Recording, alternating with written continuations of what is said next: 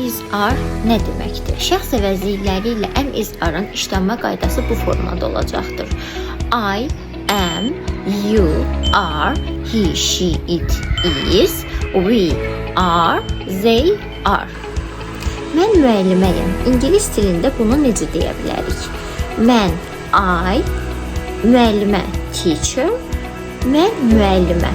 Gördüyünüz kimi bu cümlə qurula bilmir. Bunun köməkçi bir fiilə ehtiyacı var. Am, is və yaxud da are-dan birini istifadə edəcəyik.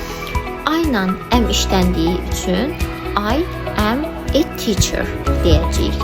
O xoşbəxtdir necə deyirik? She, o xoşbəxtdir, happy. She is happy olacaqdır. Onlar tələbədir. Bunu necə deyə bilərsiniz? Əgər cavabını bilirsinizsə, şərh bölməsində qeyd edə bilərsiniz. Əgər sizin üçün də faydalı oldusa, yadda saxlayıb bəyənməyi unutmayın.